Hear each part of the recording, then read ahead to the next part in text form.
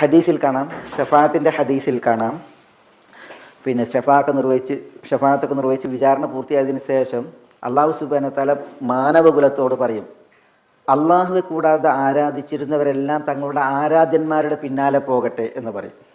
എല്ലാവരും തങ്ങളുടെ ആരാധ്യന്മാരുടെ പിന്നാലെ പോകാൻ പറയും.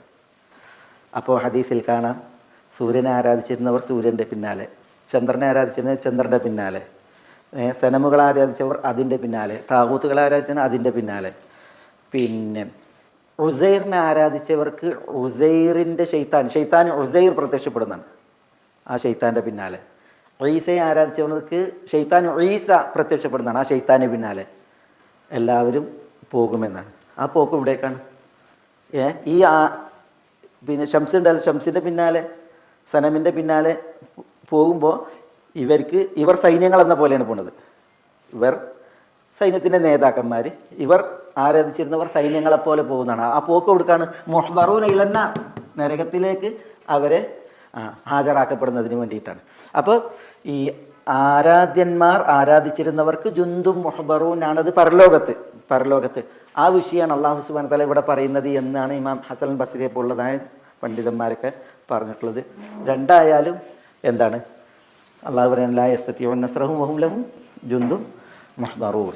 ഏതായാലും മക്കയിലെ ബഹുദൈവ വിശ്വാസികൾ പിന്നെ അവരാണ് ഇവിടെ ഈ വിഷയം കൊണ്ട് അഭിസംബോധന ചെയ്യപ്പെടുന്നത്. അവർ അള്ളാഹുവെ കൂടാതെ ആരാധ്യന്മാരെ സ്വീകരിച്ച ചരിത്രം നമ്മൾ പിന്നെ മനസ്സിലാക്കുന്ന ഒരു വിഷയം, ഈ ഇബ്രാഹിം അലൈഹി സ്വലാത്തു വസ്സലാമയുടെ കാലശേഷം അദ്ദേഹത്തിൻ്റെ മക്കളിലൊക്കെ അള്ളാഹുവിനെ മാത്രം ആരാധിക്കുന്നവരെ ഉണ്ടായിരുന്നുള്ളൂ.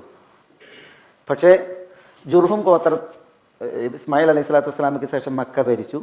പിന്നെ ആ ജുർഹുമിനെ അവിടെ നിന്ന് തുരുത്തി ഹുസാ ഗോത്രം നിലവിൽ വന്നു. ഹുസാ എന്ന് പറഞ്ഞിട്ടുണ്ടെങ്കിൽ അവർ യമനിൽ നിന്നുള്ള ടീം തന്നെയാണ്. പക്ഷേ പിന്നെ അറേബ്യൻ ഉപദ്വീപിൻ്റെ ഒരു ഭാഗം എന്ന് പറഞ്ഞിട്ടുണ്ടെങ്കിൽ മക്ക കഴിഞ്ഞിട്ടില്ലെങ്കിൽ മദീനയിലേക്കുള്ള വഴിയെ പിന്നെ താമസിച്ചിരുന്ന ഒരു വിഭാഗമാണ് ഹുസാ ഗോത്രം. അവർ പിന്നെ മക്കയിൽ മേൽക്കോയ്മ നേടിയിട്ട് മക്കയിൽ അധികാരത്തിൽ വന്നതിന് ശേഷം അവരുടെ നേതാവാണ് അംർ ബിനു ലുഹൈ ഇബ്നു ഖമിഅ ഇബ്നു ഖിൻദിഫ് എന്ന് പറയുന്ന വ്യക്തി. ഈ അംർ ബിൻ ലുഹൈ ഹുസായുടെ നേതൃത്വത്തിൽ വന്നപ്പോൾ അയാളാണ് ഒക്കെ തുടങ്ങിയത്. അയാൾ ഭയങ്കര സമ്പന്നനായിരുന്നു എന്നാണ് ചരിത്രത്തിൽ. അയാൾക്ക് 20 കണ്ണ് ചൂഴ്ന്നെടുക്കപ്പെട്ട ഒട്ടകങ്ങളുണ്ടായിരുന്നു എന്നാണ്. 20 കണ്ണ് ചൂഴ്ന്നെടുക്കപ്പെട്ട ഒട്ടകങ്ങൾ എന്ന് പറഞ്ഞെങ്കിൽ അതെന്താ അറിയിക്കണ അറിയോ? ഒരാൾക്ക് 1000 ഒട്ടകങ്ങളുണ്ട് എങ്കിൽ ഒരൊട്ടകത്തെ കണ്ണ് ചൂലും. എന്തിനെന്ന് വെച്ചാൽ ഈ 1000 ഒട്ടകങ്ങൾക്ക് കണ്ണേറ് തട്ടാതിരിക്കാൻ. അത് അന്നത്തെ ജാഹിലിയത്തിൽ അന്ധവിശ്വാസമാണ്. 1000 ഒട്ടകങ്ങൾക്ക് കണ്ണേറ് തട്ടാതിരിക്കാൻ അതിലൊരു ഒട്ടകത്തിൻ്റെ കണ്ണ് ചൂഴുക, അതായിരുന്നു പതിവ്, അന്ധവിശ്വാസം. അപ്പോൾ ഈ അംർ ബിൻ ലുഹൈന് 20 ഒട്ടകങ്ങൾ അങ്ങനെ ഉണ്ട് പറഞ്ഞാൽ എത്ര ഒട്ടകങ്ങൾ ഉണ്ടായേക്ക്? 20,000 ഒട്ടകങ്ങൾ. അത്ര വലിയ സമ്പന്നനായിരുന്നു ഈ അംർ ബിൻ ലുഹൈ. നേതാവാക്കി. അതുകൊണ്ട് തന്നെ അയാളെ വാഴ്ത്തി. അയാളാണ് എന്ത് ചെയ്തത്? ആദ്യം ഷാമിലെ ബൽക്ക എന്നിടം സന്ദർശിച്ച് അവിടെ അമാലിക്കുകളുടെ ഭരണമായിരുന്നു. അവിടെ നിന്ന് അവർ വിഗ്രഹാരാധകരായിരുന്നു. ഹുബുൽ വിഗ്രഹത്തെ കൊണ്ടുവന്ന് അവരോട് ചോദിച്ച് വാങ്ങിക്കൊണ്ടുവന്ന് ഇവിടെ പ്രതിഷ്ഠിച്ച് അങ്ങനെ വിഗ്രഹാരാധനയ്ക്ക് തുടക്കം കുറിച്ചത്.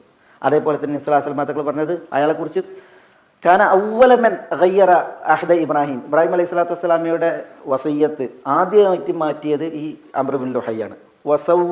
വസയ്യബ സവാഇബ്, ആഗ്രഹ സഫലീകരണത്തിന് നേർച്ച മൃഗങ്ങളെ നേർന്നിടുന്ന പരിപാടി തുടങ്ങിയത് അയാളാണ് എന്ന് പറയുന്നുണ്ട്. അപ്പോൾ ഞാൻ പറഞ്ഞതെന്താ വെച്ചാൽ പിന്നെ എന്ത് ചെയ്തു? അയാൾ വിഗ്രഹങ്ങളെ, ഈ പറയപ്പെട്ട വിഗ്രഹങ്ങളൊക്കെ കൊണ്ടുവന്ന് നാട്ടിയതാരാണ്? അംർ ബിൻ ലുഹൈ എന്ന് പറയുന്ന വ്യക്തിയാണ്. കുറേ ഇലാഹുകൾ. അവിടെ നിന്ന് അവർ തുടങ്ങി. അല്ലാഹു സുബ്ഹാനഹു വ തആല അങ്ങനെ ബൗദ്ധ വിശ്വാസത്തിൽ പൂണ്ടുപോയ ആ ആളുകളോടാണ് ഇവിടെ പറയുന്നത്, വത്തഖദു മിൻ ദൂനില്ലാഹി ആലിഹ ലഅല്ലഹും യുൻസറൂൻ ലാ യസ്തതിഊന നസ്റഹും വഹും ലഹും ജുന്ദും മുഹ്ദറൂൻ.